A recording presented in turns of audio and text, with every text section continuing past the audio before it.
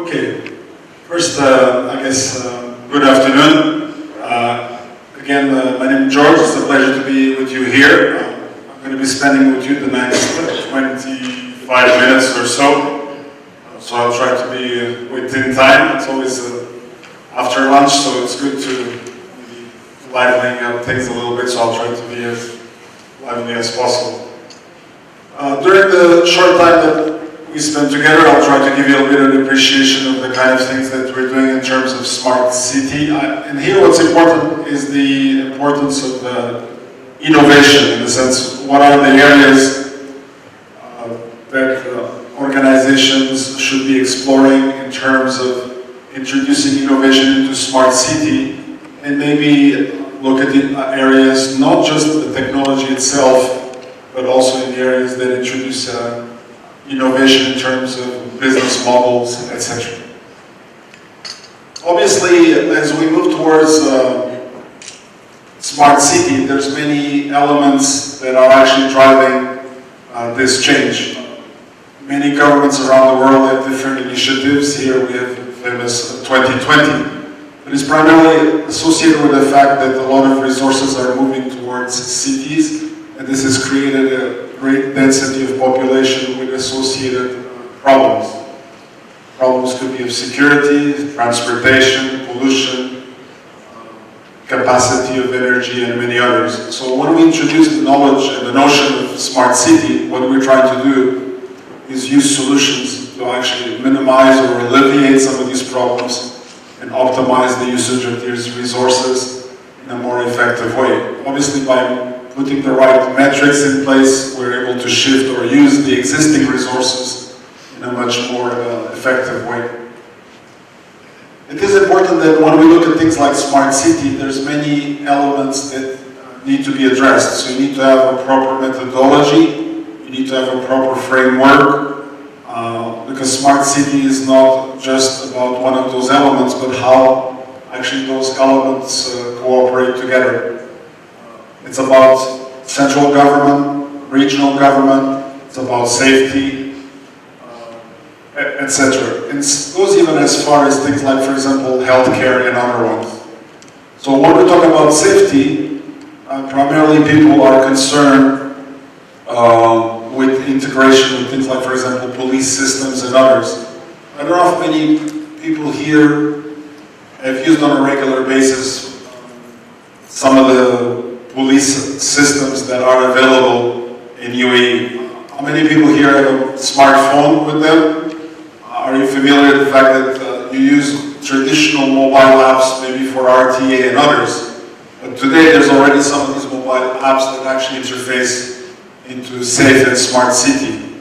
Some of these mobile apps, for example, today, one of them called Police Eye allows you to, for example, talk or interface directly with the police department in terms of, for example, reporting a crime or actually being eyes on the ground in terms of the police today. So you can see that there's already a lot of innovation in this area. Other elements include about things like efficiency usage of resources. And the last one is about making city as friendly and as livable as possible through organization of events and otherwise.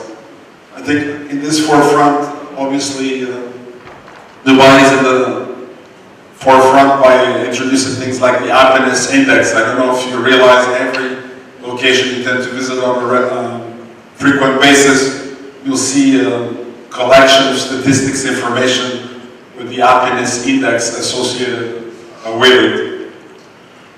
So smart city is sometimes looked at through examples. So there's obviously many cases where this has actually been introduced in a very successful way. Obviously, the larger the city, the more and the biggest challenges. So we have places like, for example, Shanghai. How many people here had the chance to actually visit a location like Shanghai? It's a city that is extremely old. There's a combination of young and old city in a very vibrant way. In a place like Shanghai, there's over 20 million people living each day. So it gives you an idea of the kind of challenges that must take into place. So things like traffic is extremely important. Newer cities obviously have a lot of energy problems, so people are looking at ways of making the cities more green. There's extremely heavy demand on resources of these cities. Let's take a city, for example, like Shenzhen.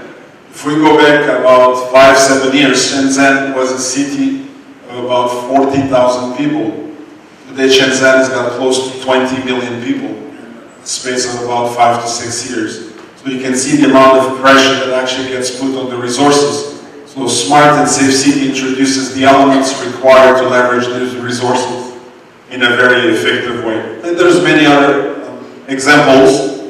Places like, for example, Africa. Safety is extremely important because of the operational risk factors associated with that. As we move towards the frameworks of smart city, there has been an ongoing evolution. So there was the initial pilot projects where people were looking at, how do we make a city usable? So you have Frankfurt, Mexico City, where pilots were conducted. But today, as we move towards the right-hand side, it's not just about doing a point project in smart city. It's actually about looking at it as an integrated end-to-end solution and how all these elements come together to offer a complete framework through exchange of usable information in a practical way. So when we talk about developing a complete end-to-end smart city framework, we have to address many elements in the equation. Obviously, we have intelligence at the heart of it, and intelligence really actually only means one thing. We're collecting vast amounts of information, and we're going to be processing this information to actually make useful decisions by identifying potential trends through things like big data, machine learning, and other mechanisms.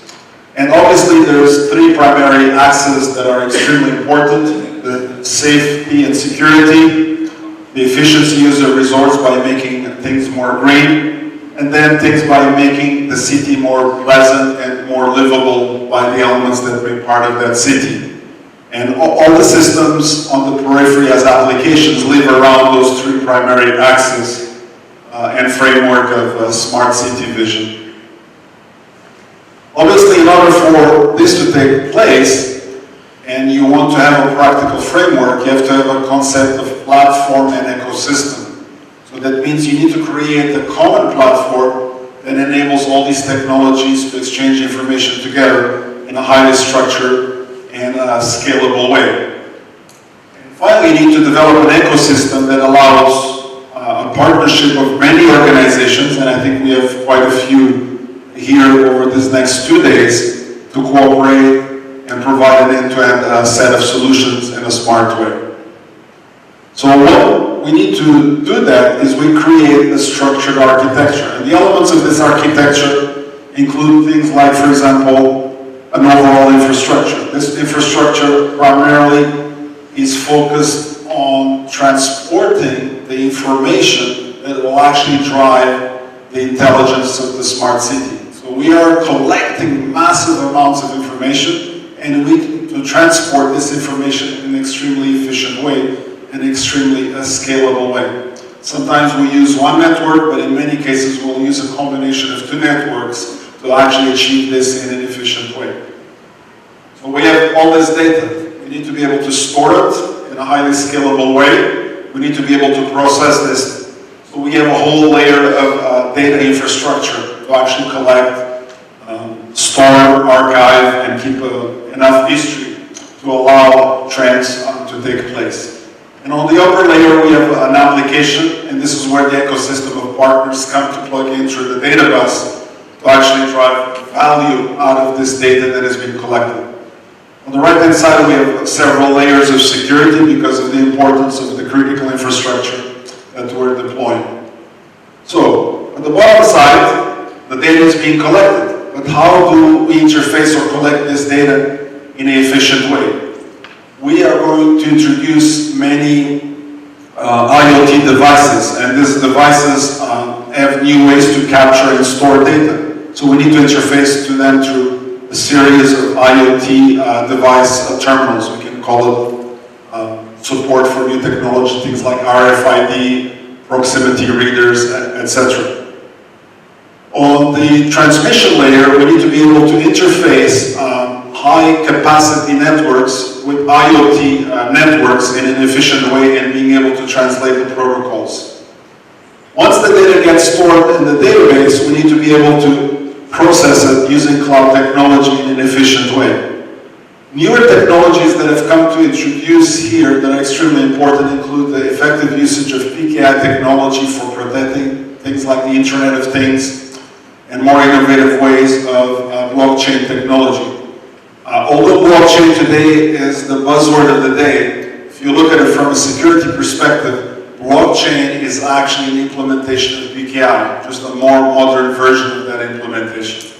So when you create this within the system, you introduce more trust, actually a distributed trust within that environment. And on the upper layer, you have the applications running. At each element of the layer, you need to address the potential vulnerabilities and risks. So you'll have to address things like terminal security, network in movement or data in transmission, and then finally cloud security with application security intermixed in between. One of the important elements of innovation in smart and safe city is the fact that we generate lots of data. How are we going to get the value out of this data? By doing big data analysis and by doing things like machine learning and artificial intelligence, which are innovations or evolutions of this big data concept. Today, when we talk about big data, we use three primary elements, which we call Hadoop, Spark, and Storm. Technologies like Hadoop and Spark allows us to process data in static format, but analyze the trends of this data. Storm actually allows us to process the data while it flows. Now, this is extremely important in specific applications, like, for example, police, where you need to respond to alerts in real time rather than the day after or the week after. So this allows you to create a whole new generation of smart and safe city applications. Big data also allows us to introduce value. And obviously, as governments are trying to monetize or trying to leverage the value of this data, concepts like data monetization become extremely important. So the data that the governments are capturing through those various sensors will bring them a new source or generation of revenues. Other important elements that are part of Safe City that enable the solution to come together is the importance of the command and control center. And here you need to have an open approach towards this command and control center so that you can plug in the ecosystem of partners to actually have end-to-end value. The key elements of this command and control center includes things like cloud technology, communication, surveillance, reconnaissance, and for example, things like intelligence, which is done through big data and machine learning. But we need to go beyond that. Many of you are probably familiar with the concept of cloud services. We can extend these cloud services to smart and safe city. And we have this concept known as the XaaS model, or anything as a service model, but we apply this to the smart city concept. So what does this really enable? This enables both governments, telecom organizations to actually offer the safe city services in a flexible model towards the citizens or the ecosystem of partners, thus enabling them to generate new revenues and new applications in a more flexible way. Why is this important? Because when we look today at the smart city, one of the key elements is actually the value that is bringing. And people, what they expect when you bring this value is they want a complete ecosystem or an end-to-end value in those services. So when we look at deploying these services, we need to look at the elements of the business model in which these services are actually being delivered to the citizens. So in the left-hand side, we have non-profitable services.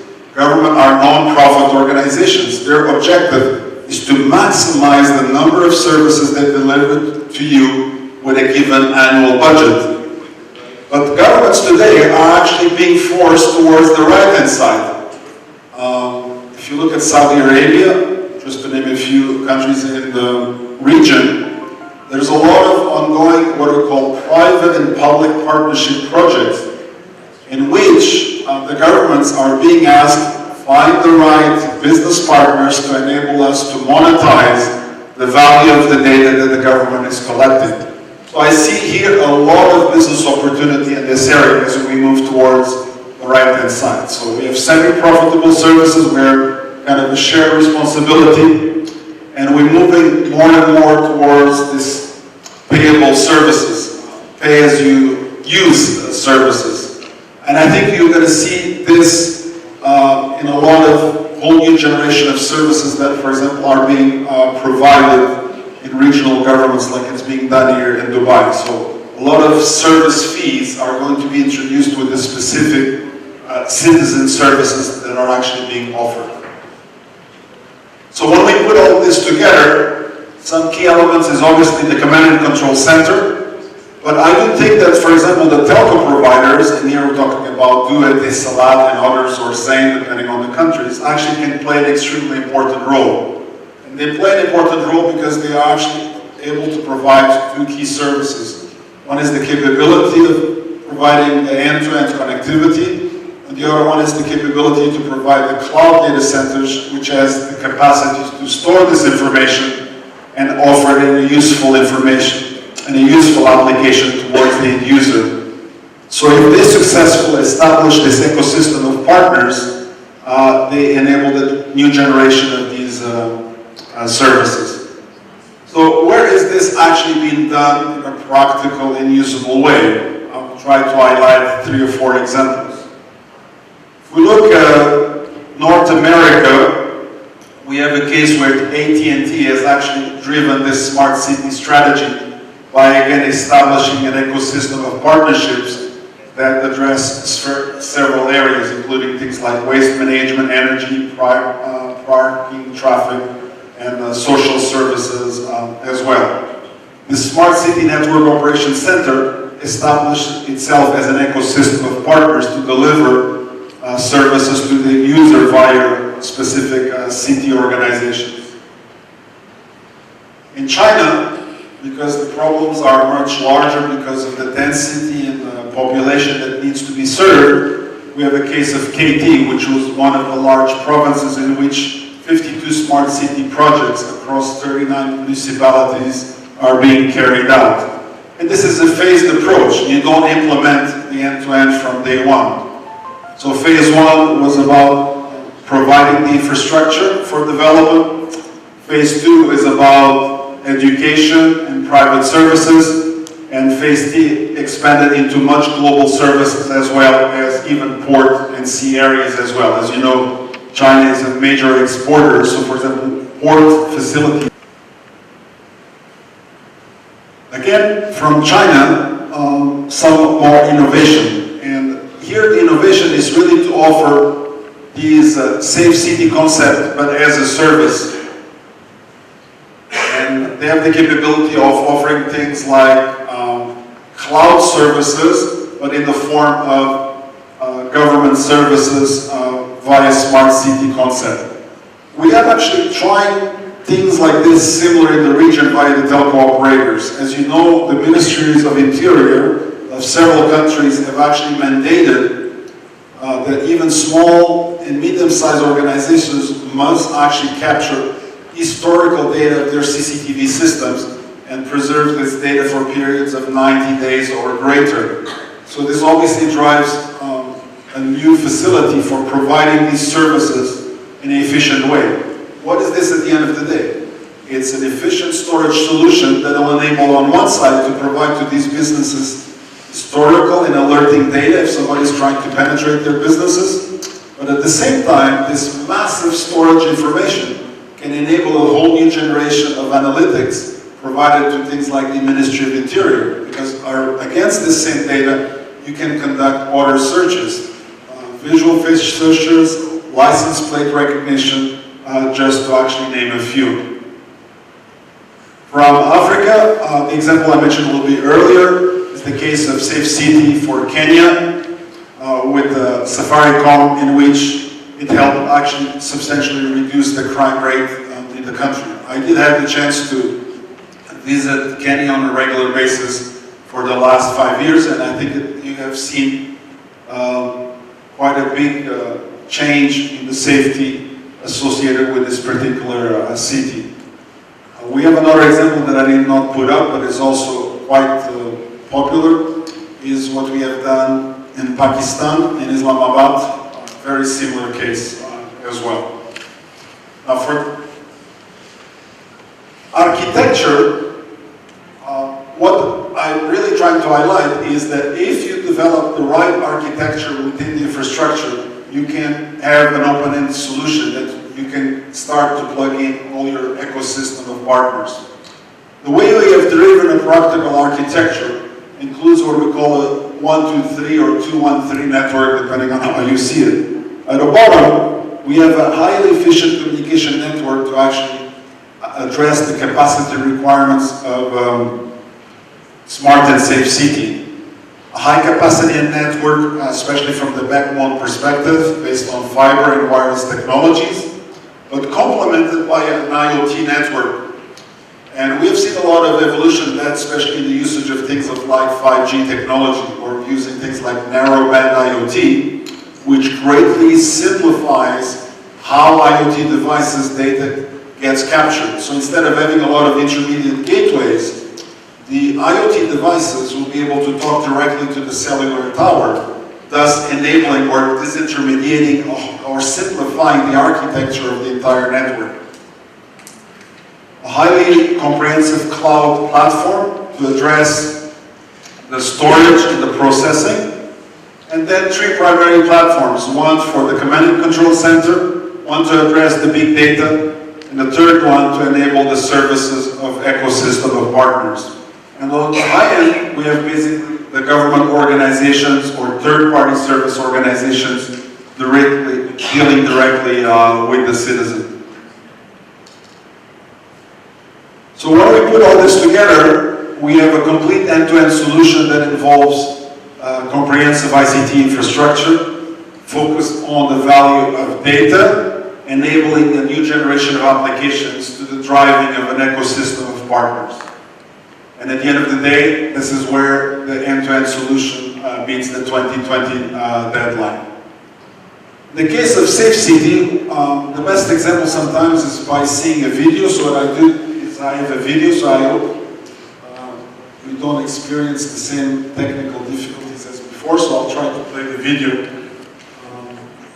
as we move forward.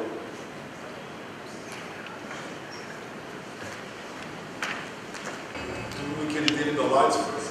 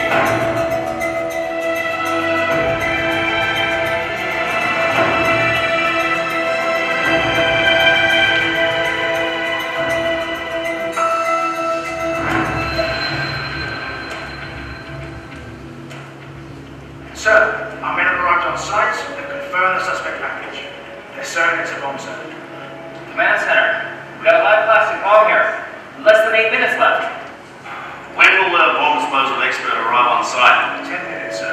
We're out of time. Get the bomb disposal expert on the line with us. Yes, sir. We must disarm the bomb now. The expert will guide you over the phone. Are you ready? Yes, sir. Okay, let's do it. Tell all the departments involved to activate the contingency plan. Don't forget to tell the mayor.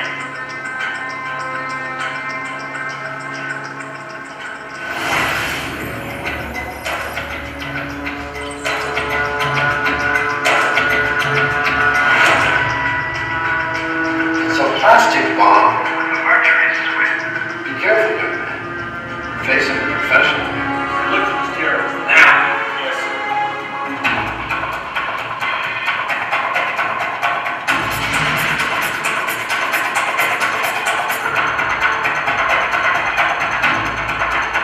Good. Okay, I need more information on this guy. Good to go. Good. And what else driving?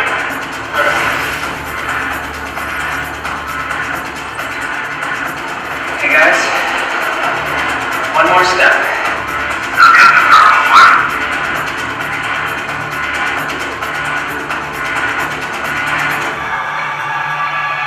Command center. Bomb has been disabled.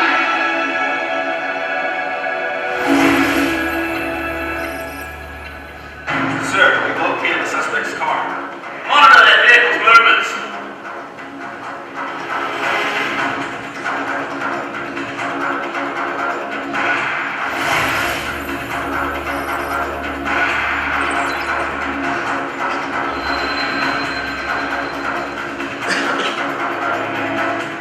What's the situation now? The bomb's been cleared. The suspect and his car have been located. The situation's under our control. There's something wrong here. Sir, we have a problem. The suspect went to the finish line at 3 a.m. He was there for 30 minutes. Must be another bomb.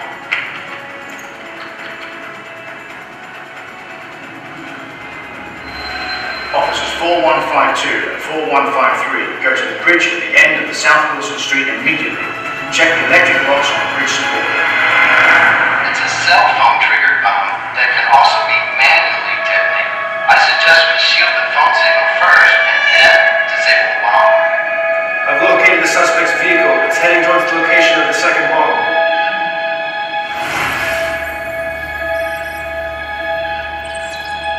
Notify all units to arrest the suspect on site and move the signal interference vehicle.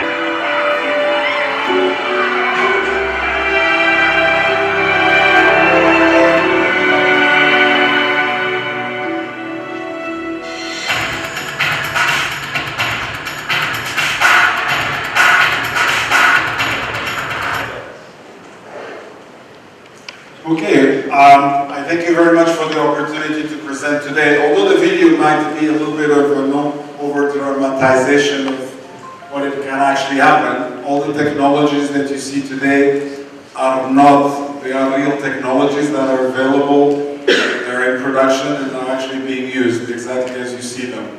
Nothing more, nothing less. So this is reality today as it exists. License plate recognition, face recognition, image enhancements, 4G, video conference directly to the field, independent mobile networks being able to talk to each other without the presence of the cellular tower, and so on. Thank you very much for the opportunity to present today, and I hope you enjoy the rest of your time.